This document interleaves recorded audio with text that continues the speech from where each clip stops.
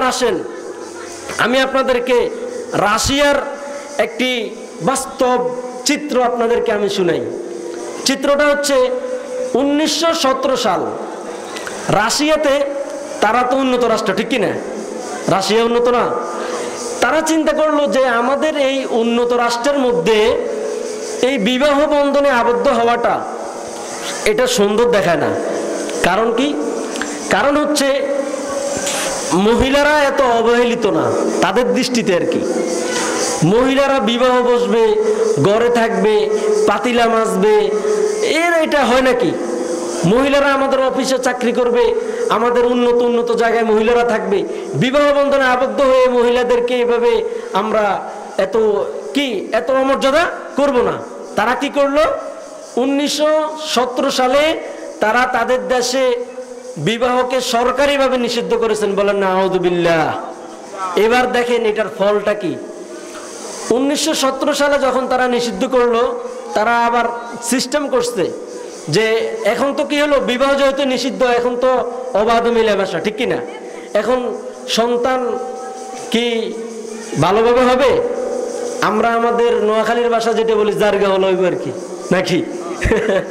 আচ্ছা, যাই হোক, তাহলে এই সন্তানগুলো যখন হবে তখন তারা ব্যবস্থা করছে এই সন্তানগুলোকে নিয়ে তারা হাসপাতালে রাখবে, সরকারিভাবে এদেরকে লালন পালন করা হবে, মহিলারা এত ছোটখাটো কাজ করবে না। এটা হচ্ছে তাদের দৃষ্টিতে।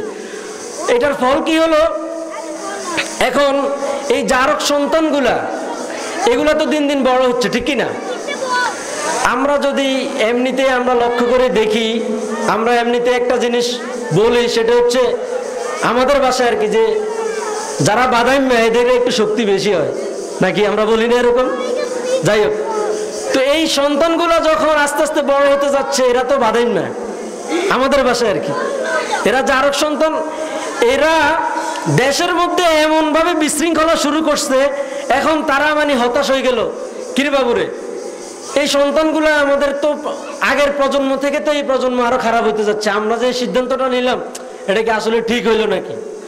এখন তো সবাই মরিয়া চিন্তা ভাবনা পড়ে গেল, হায় রে, আমরা ভালোর জন্য, উন্নত হওয়ার জন্য এই কাজ করলাম, কিন্তু এখন তো আমাদের উন্নত হয় নাই, আরো সমস্যা। 1935 সালে এই সন্তানগুলোর বয়স হইল কি 18 বছর। 18 বছরে স্বাভাবিকভাবে সন্তানরা একটু ম্যাচিউরড হয়, ঠিক কিনা? এরা কি করলো? এরা এখন যারা ভালো ভালো এদের ক্ষমতা সব দখল করা শুরু করলো। এখন তো তারা আরো হতাশ যে এই ধরনের সন্তান দিয়ে আমাদের দেশের ভবিষ্যৎ তো কোনোভাবেই ভালো হবে, এটা তো আমরা কোনোভাবেই আশা করা যায় না। তখন তারা কি করলো? তারা এইভাবে চিন্তা করতে করতে 1944 সালে তারা আবার সবাই মিলে বসলো যে আমাদের দেশে যদি এইভাবে আরো সন্তান বৃদ্ধি পেতে থাকে তাহলে আমাদের উন্নত থাক দূরের কথা, আমরা যেটা আছি এটা থেকেও আমরা বিলীন হয়ে যাব। তখন তারা আবার আইন জারি করলো যে এখন থেকে রাশিয়াতে যারা বিবাহ বন্ধনে আবদ্ধ হবে না এদেরকে দেশের নাগরিকত্ব দেওয়া হবে না। সুবহানাল্লাহ। তারা আল্লাহ তাআলার বিধানকে উপেক্ষা করে তারা নিজেরা বিধান করেছেন। আল্লাহ রাব্বুল আলামিন এই বিবাহের বিধান সৃষ্টির শুরু থেকেই তিনি এই বিবাহের বিধান দিয়েছেন। আল্লাহ রাব্বুল আলামিন হযরত আদম আলাইহিস সালাতু ওয়াস সালামকে সৃষ্টি করে তাকে বলে দিয়েছেন, ইয়া আদামুসকুন আনতা ওয়া যাওজুকাল জান্নাহ, হে আদম তুমি তোমার স্ত্রীকে নিয়ে কোথায় থাকো? জান্নাতে থাকো। আর কিভাবে সেটা হবে? বিবাহ বন্ধনের মাধ্যমে।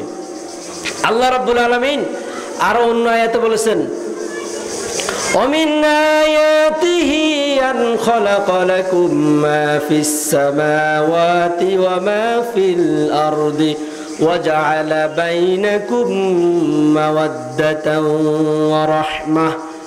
এই বিবাহ হচ্ছে আল্লাহ রাব্বুল আলামিনের একটি কি রহমত। সম্মানিত হাজিরিন, আমি যেটা বলতে চাইছি সেটা হচ্ছে একজন মানুষ তখনই জিনা করতে পারে যখন তার ভিতরে এই তাকওয়া, আল্লাহ ভীতি, আল্লাহর ভয় না থাকে, ঠিক কিনা? সুতরাং আমাদেরকে এই তাকওয়ার নীতি, আল্লাহর ভয়ের নীতি অবলম্বন করা কি আবশ্যক।